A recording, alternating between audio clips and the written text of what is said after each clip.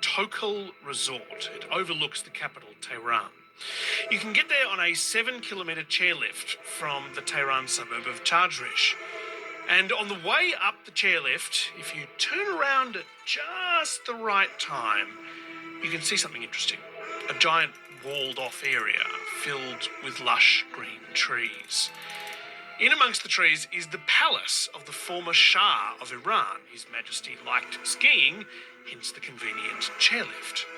These days, it's where the President of Iran holds big events and meets with world leaders.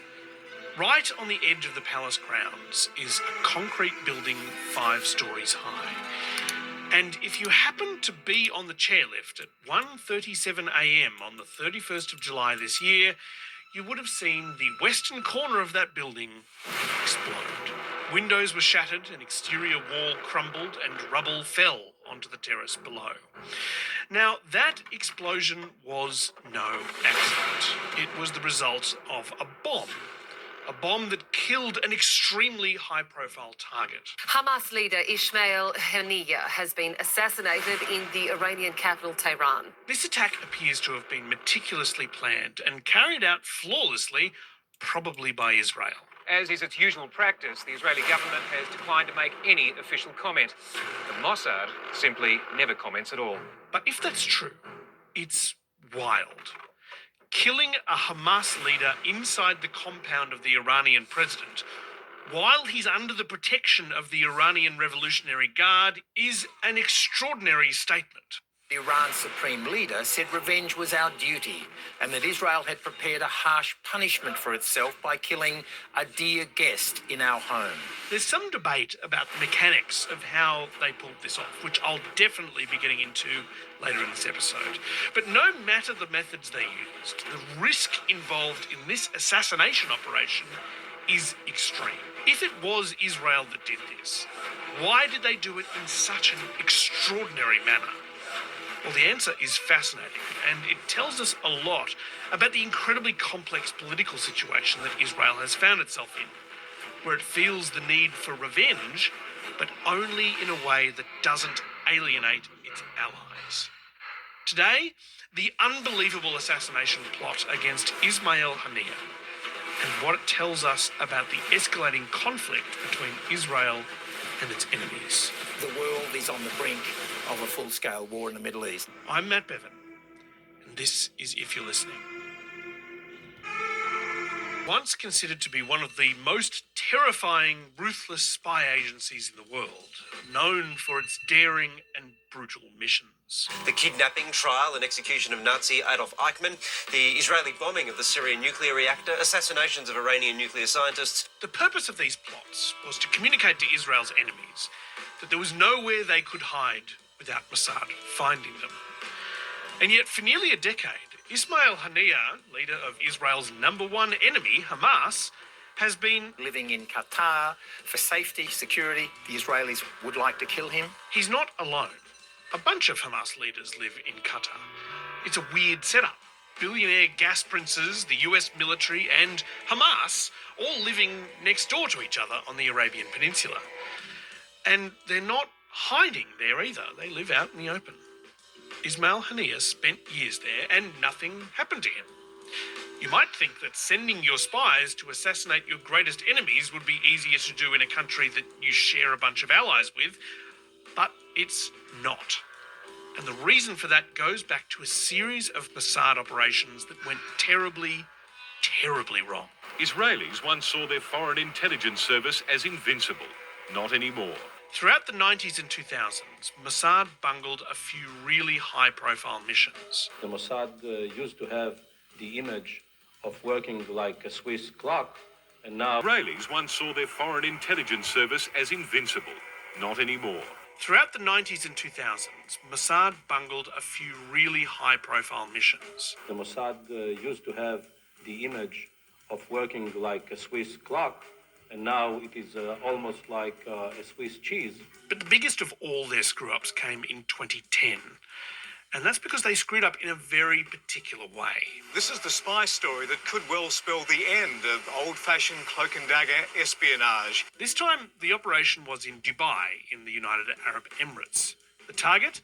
Hamas's top weapons supplier, a man named Mahmoud al-Mabou. The Palestinian resistance fighter was known to Mossad for buying weapons from Iran and notorious also for kidnapping and killing 2 Israeli soldiers in 1989. It was called Operation Plasma Screen. I assume Mossad had run out of intimidating operation names and had moved on to household appliances. It involved more than 20 Mossad agents, all travelling on non-Israeli passports. That's really necessary for the operation to work. At the time, more than 24 countries, including the UAE, did not accept Israeli passports.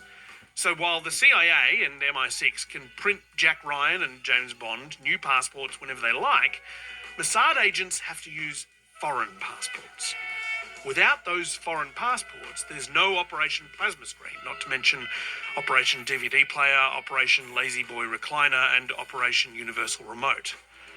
So how do you get hold of foreign passports?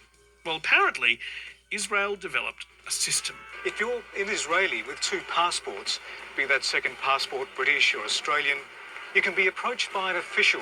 The official asks you if you need that second passport in the short term. And if you say no, You're asked if out of duty to the country, whether you'd be prepared to have your passport details borrowed. Best no one asks what they're being borrowed for. Operation Plasma Screen would require more than 20 of these borrowed passports. Using fake passports more than once is risky. They'd have to get the job done with as few visits to Dubai as possible. On visit 1, the agents followed Al-Mabou around Dubai, observing his patterns. On visit 2, they slipped poison in his drink, but he inconveniently failed to die and went home to Syria, thinking that he was just sick. 2 months later, alive and well, he headed back to Dubai. Spies travelling on the same set of passports followed him again. Mabhou arrives from Damascus mid-afternoon and is watched by several operatives. The man in the baseball cap goes by the name of Australian Adam Corman. Virtually the entire operation is captured on CCTV. Israeli operatives follow Al-Mabou from the airport to the hotel. When he goes to his room, 2 spies with tennis rackets manage to slide into the lift with him. I hate it when people do that. One of the tennis players watches which room he goes into. The operatives book a room opposite, and still more agents move in. And when the Hamas man leaves to go shopping, he's followed every step. It's quite funny watching these surveillance teams go about their business. You can see them changing disguises into business suits, pushing on doors that say pull, endlessly wandering up and down hotel corridors like weird business ghosts. Meanwhile, 4 of them break into Al-Mabou's room. The Hamas official arrives back from his shopping trip and into the ambush of 4 assassins. They use a special ultrasonic device to anaesthetize him without a needle and lower him to the floor, waiting for his heart to stop. But they aren't out of the woods yet. Once a team like this starts working, it is very easy technologically to trace them at each and every point of the whole maneuver. Unlike in the movies, they don't have a guy in a van who hacks into the security system and erases the CCTV footage. The whole thing is caught on camera. Their only hope is that nobody will ever bother to check it. So they take off Al-Mabou's clothes and tuck him into bed. It'll look like he died in his sleep. In the absence of signs of a struggle, for days police thought he died of natural causes. And with agents safely out of the country, it seemed the perfect hit. It was the passports that blew their cover. After Hamas notified Dubai police that their man was dead, it was simple for investigators to check immigration logs for anything suspicious. They discovered that the same group of people had clearly been following Al-Mabou in and out of the country. Dubai police say Mahmoud al-Mabou's killers tracked him from the moment he arrived in the country. Warrants are now being issued for their arrest. Which was a bit of a nasty surprise for the people who the passports belonged to. Imagine waking up one morning only to find out that apparently you'd travelled to an exotic Middle Eastern location and assassinated an alleged arms dealer. The Australians, Brits, Irish, French and Germans whose passports had been used were not very happy. I'm angry. Why is this happening to me? Does this mean I can't visit my parents because someone used my name? It's like a movie. The governments of the countries the passports came from were also not very happy. They were all friendly with Israel, and here was their ally using their passports for international assassinations. Such misuse of British passports is intolerable. The fact that this was done by a country which is a friend only adds insult to injury. This was not the act of a friend. This is not the first occasion where there has been misuse of an Australian passport by Israeli agencies. Needless to say, Dubai was angry too. That is a deplorable and unacceptable method of operation. It was extremely embarrassing and damaging for Israel. Israel relies on the support of its allies, well, for its very existence. They couldn't risk doing this again in a place like Dubai. That's why Hamas's headquarters are now in Qatar. The Americans had an agreement with the Qataris and the Israelis that you don't kill Hamas leaders in Qatar. This has provided a challenge for Israel, which Previously